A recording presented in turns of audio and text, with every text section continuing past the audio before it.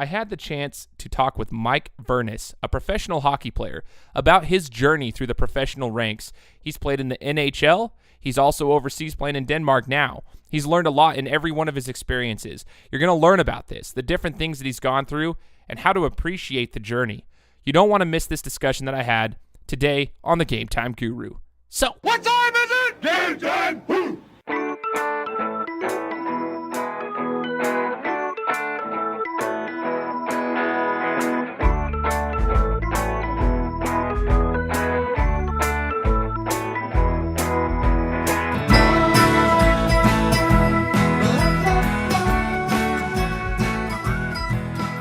Thank you so much for tuning into another episode of the Game Time Guru. Now, not very often do I get to speak with professional athletes, but today I have a very special guest. He's a professional hockey player. His name is Mike Vernace.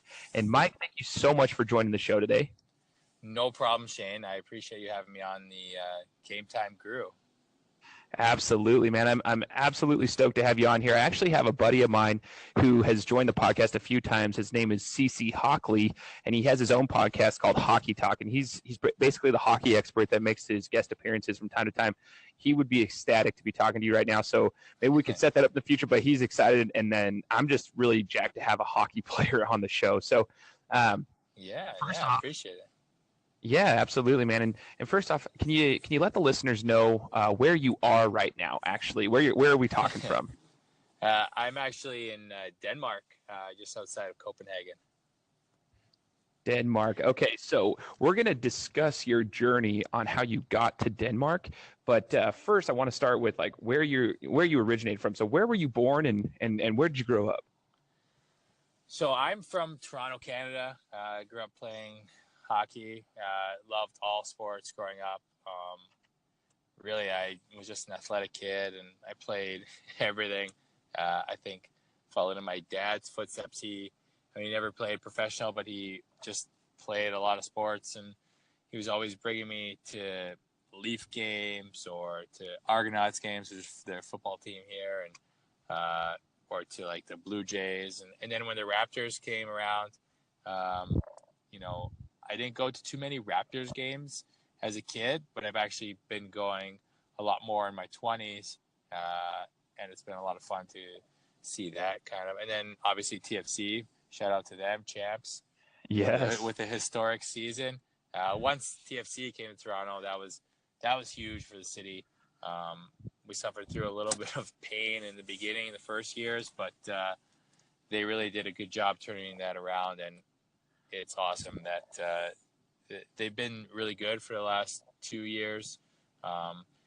3 years ago, they made a really conscious effort to change things around, and I think that MLSE has done a really good job with what they've been doing with that franchise. You grew up in Canada. Hockey is obviously a huge sport there. You said you played multiple sports, but did you grow up thinking that you were always going to be a professional hockey player? Actually, yes. Okay. Long and short of it, I always thought I was going to be playing professional hockey. To be quite honest, I never really doubted that I would be because I just wanted it so bad. When people would ask me, hey, what do you want to be when you grow up? I would say a hockey player. And they would kind of like chuckle, and I would hear them, and then they would say, okay, but if that doesn't work out, like, what do you want to do? And I would say, no, hockey player. So it was pretty clear to me that I wanted to be a hockey player. I mean, soccer was also really big for me, and I really loved that sport as well. But when I was about 16, I had to make that choice of whether I wanted to do hockey more serious or soccer more serious. I mean, the choice was pretty easy, but I mean, I did really enjoy playing soccer growing up as well, and if I had stayed on that path, that would have been fun too, but I'm really glad that I chose hockey.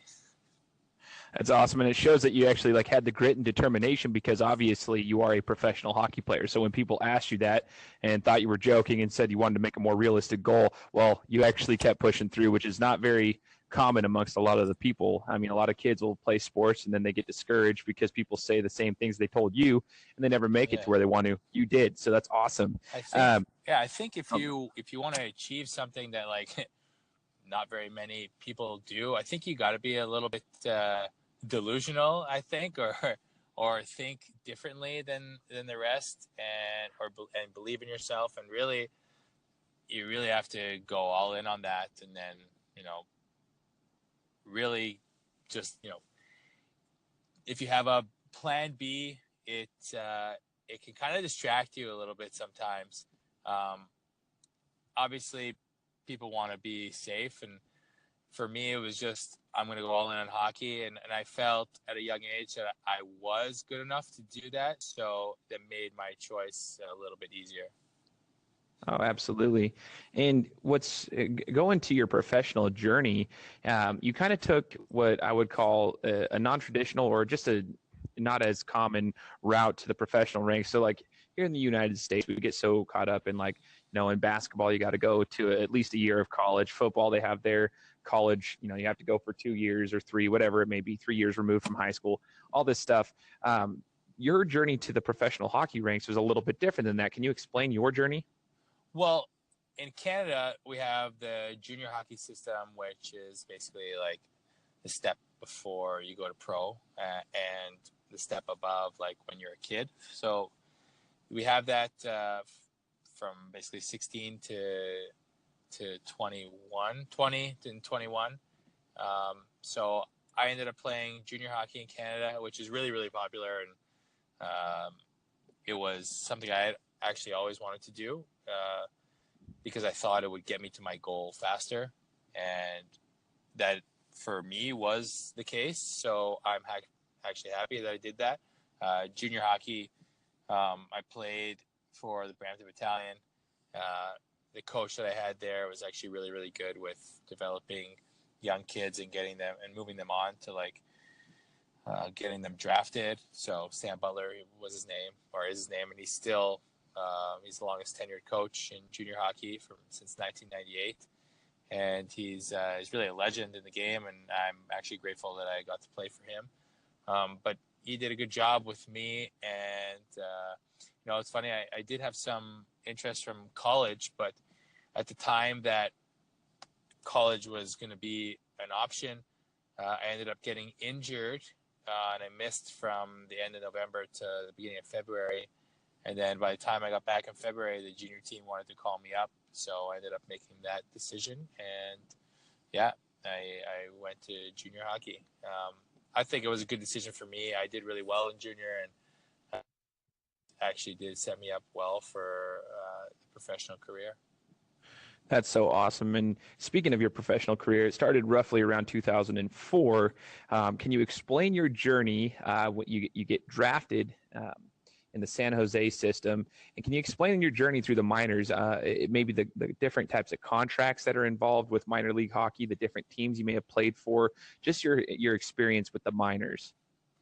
So hockey is actually really good in the sense that it's one of the sports where you can actually make a decent living. You can actually make a good living playing in the minor leagues. And I was fortunate enough to be able to do that. I started in 2000. I was drafted in 2004. My first professional year was 2006, and I started in the Central Hockey League in Arizona. And then I got called up to Albany in the American Hockey League, and then that was with Colorado's farm team because I ended up getting traded from San Jose to Colorado, and I signed my 3-year entry-level deal with Colorado. So from Albany, the team split affiliation with Carolina, so we only had half our guys. They can only have half the roster, sorry. So we only had 3 defense spots and 6 forward spots. So it was really competitive. And then our team affiliation moved to Cleveland after that, and I spent the next 2 years in Cleveland, which were really fun. And then at the end of my 3-year deal, I got my chance with Colorado and got my first taste in the NHL, and it was awesome. It was the greatest experience. I'm very grateful for that experience for sure. But it gave me a taste of it, and it made me really, really hungry to get it again. So that summer I signed with Atlanta, and then had a really good camp, but didn't make the team. Went down to the minors in Chicago. The next season I signed with Tampa Bay and ended up making the team at a camp. And got a few more games in the NHL, and that was really fun. And kind of went up and down that season from Norfolk to Tampa Bay a few times during the season. That was a good season. And then the year after was a kind of a whirlwind season. I got traded a couple times from Norfolk to San Antonio, which was Tampa Bay to Florida, and then ended up getting traded from Florida to the Rangers that year, and I finished a year in Connecticut, and then the next year I played in Connecticut again. So that was my tenure in the AHL. Really, really fun. Sometimes stressful, but really, really fun because you're right there. You're so close to being in the NHL that it can get ultra competitive, and a lot of the time you go to the rink, and whether you had a good or bad game the night before, you're thinking to yourself, like, did that hurt, or how did that affect my chances of getting called up if there's a spot to be called up, if there's someone being called up. Okay, so you always had that like feeling going to the rink of a little bit of uncertainty, or like anxiety, almost not anxiety, like angst, like you're kind of trying to find your way of like being a good teammate and then wanting to do really well because you want to get called up. So in my opinion, the AHL is actually one of the toughest leagues you can play in because of how close you are to the NHL and how competitive it is within your own team. Man, so it sounds like the entire minor league system, especially the AHL, there's a lot of change. There's a lot of, like you said, uncertainty, which can cause some of that anxiety, or just that, it's the fear of the unknown, what's going on. But what is something that you learned? What's like the biggest lesson that you learned through that particular experience, since you had to go to different cities all the time? You can never get comfortable. How did you deal with that? And what's the biggest lesson? Perspective. I think when you change teams, and a lot of people will think at first, and at least it's how I thought the first time I had to change team, was these guys don't want me, and what happened. And I think that kind of keeps you in the past, and it doesn't let you move forward. I think once I got it in my mindset that this someone else does want you, then you can kind of move forward. And then you can bring those perspectives to everyday life, whether if you have a really good game and you're feeling really good about yourself, it's nice to take that in and try to keep that momentum going forward. And if you don't have a good game, or if you're not in a good spot and you've been struggling for a little bit, there's a perspective of you should cherish this time, because athletes, their shelf life is not as long. Like, we can't do this the rest of our lives as like an entrepreneur would do. But the perspective of we know as athletes that there's a lot of the people that would give their left arm to experience our worst days. I get that, and I really feel fortunate to have been able to do that and to be doing it currently. I feel blessed that I was able to do that. At the same time, it definitely comes at a price with, there's so much uncertainty. You can move around quite often. You're generally away from your family quite a bit. You're kind of on your own, which it's good because you learn a lot about yourself, but you definitely miss the family atmosphere. And that's why I think sports teams are kind of unique, because we spend so much time with one another. And that's why, like, in hockey, like the bond between players is really, really strong. And the best teams I've played on were the closest teams off the ice. I want to talk about your experience in the NHL. You mentioned that you had, you played for the Avalanche. It gave you this drive. You had 22 total games in the NHL, from what I read. What is the difference between the NHL? Like, what did you learn there, and how does it differ from the minors? Well, first of all, you're dealing with a lot more that's readily available to you. The resources that level are, I mean, I won't say they're endless, but they're like you wouldn't be needing anything else to perform. So like, there's that. The quality of hockey is just so good from line 1 to line 4. So that's why the game is so good, because the quality of athlete, the quality of player is so strong. The biggest difference between the AHL and the NHL, honestly, it's not that big of a jump to playing in the games. The big difference is the quality of the depth of the lineup. So what I mean is, you could take the top players in the AHL and you could put them insert them in the NHL lineups, and you wouldn't necessarily notice a big difference. You would notice a big difference if you took out like the team's best players, like the NHL team's best players. Then you would definitely notice a difference. But if you insert them on like anywhere from second to fourth line, the game won't change that much. The skill level is quite high though in the NHL, and the IQ is really, really high, and that's why those guys play there. It's because they do the things really well, and they're always in the right positions, and they're always really accountable to like what the team structure is, so that when you're going, like as a D, I know when I'm going back for a puck, I know where my D partner is going to be, and he's there virtually every time. And I know where my center is going to be virtually every time, and they're there every time. So like that accountability to your own self to be where you need to be within the team concept is really, really strong. And the work ethic is just so high. And I mean, then you have the top end talent. I think that's what impresses me the most about hockey is, and all sports, but in hockey, having seen it firsthand, the top end, like the elite superstars of the league, in the game now where it's very, very equal.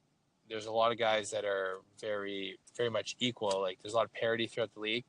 The top end superstars they amaze me, because it's really hard to dominate nowadays, and they're dominating, and the superstars are really, really good, and you just see the quality of what they do on the ice, and you see their work ethic, and it's really inspiring actually to see that as a guy who's coming in and out of the lineup, and you see how hard these guys are working, and it makes you work even harder. That's so cool. And now you're over in Denmark. You're overseas. And, I've had an article on my website that ShiftdHockey, our hockey expert, wrote regarding the different the sports that are overseas. I've also done a podcast regarding like basketball overseas and how that compares to like the G League in the United States, stuff like that.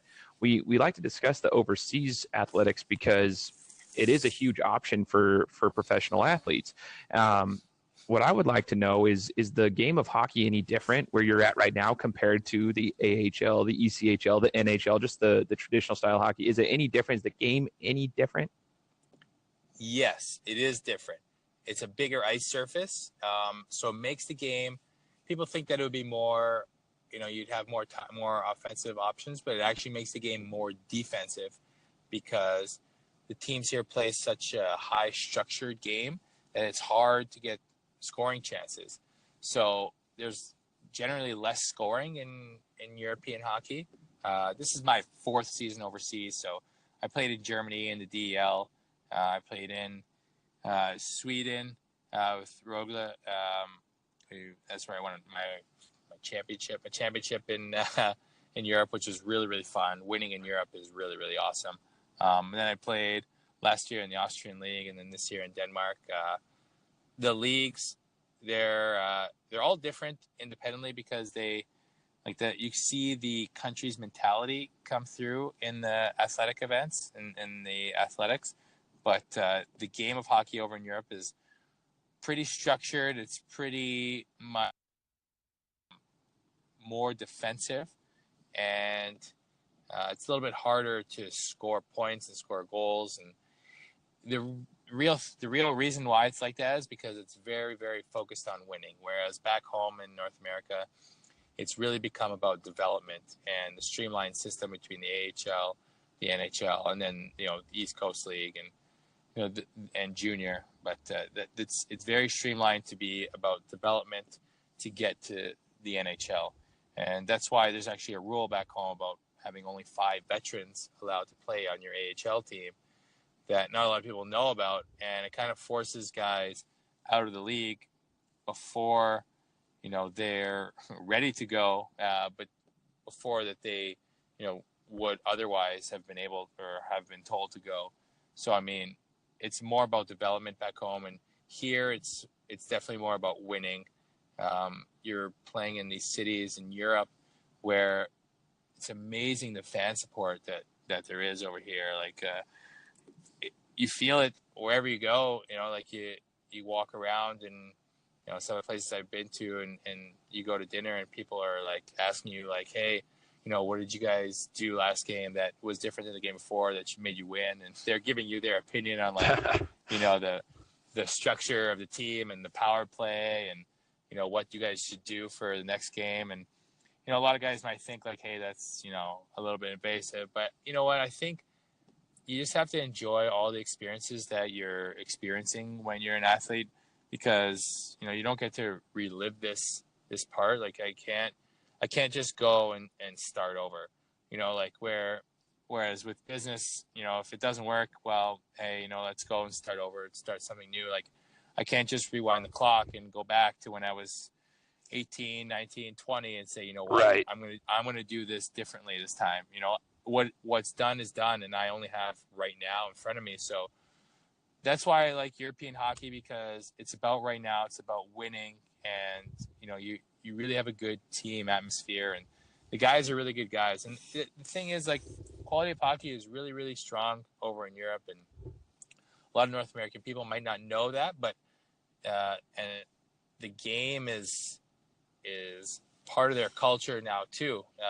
It's been around here for a long time, and they love hockey. And when I was in Mannheim in Germany, we would have probably close to 1,000 people on our fan club at the away games. Wow.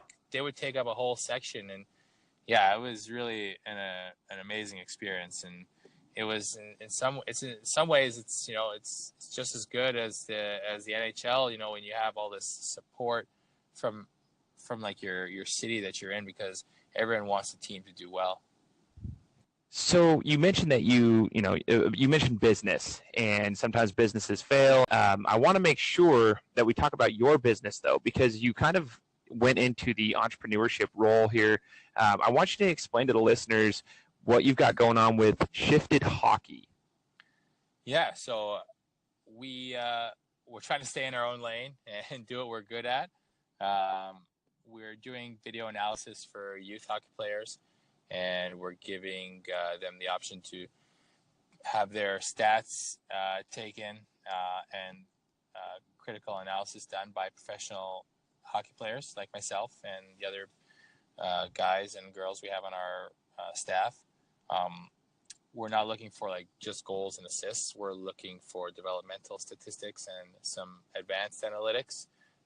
Advanced analytics are really, really popular right now within hockey. So we're trying to look for those and do what I think is the best thing with stats, and that's to offer context to them. And stats are really, really good, and I like stats, but they're not meaningful to an individual when they're trying to develop if they're not taken with some context. And I think stats, their best measure is not when they're comparing two people. I think their best measure is when they're comparing yourself to a prior version of yourself and seeing how you're advancing and how you're developing. So what we do is we get the game film from the teams or from the individuals, and we send it out to our coaches who are other professional hockey players, and they watch and they create a game report, and then we send it back to the players to watch, and they can get some feedback from us. That's fantastic. So where can we find your stuff? Is there a website we can go to? Yeah, you can check it out at www.shiftedhockey.com. Shifted is SHIFTD, no E in shifted, so it's a little bit of a play on words there, but yeah, it's ShiftedHockey.com. That's so cool. And finishing up the show today, Mike, I'm going to put you through the Guru's Gauntlet, where I'm going to ask you a couple of questions. Are you ready for these? Yeah, I mean, yeah, let's do it. You know what? If this was 10 years ago, I really would have felt confident in answering any questions about sports. But now, since I've been playing, there's been, especially since being, an entrepreneur and like becoming a new dad, like all this stuff is just taking kind of a back seat right now to me being able to keep up with all this. But I'm excited. Let's see what I got. Okay. I think you'll be just fine. So you're a defenseman, and we know that defense wins championships. What is the best defensive team of any sport? Currently or of all time? Of all time, sorry. Ooh, I think it's hard to go against the 1972 Miami Dolphins. But in hockey, I think I'll go with the New Jersey Devils in the mid-90s because mid to late 90s and then early 2000s because they always broke my heart when they played against the Leafs and beat them. So, what's the best athlete you've played against personally? Sidney Crosby. Who has better hockey players, Canada or the United States? I mean, probably your listeners are all from the United States, so I'm going to say, well, I'm Canadian. I have to be biased. If I'm not biased, then I'm doing something wrong, so I'm going to say Canada. I like it. Other sports you've played outside of soccer? Ooh, football. Yeah, I love football. Tennis. I love tennis. Awesome.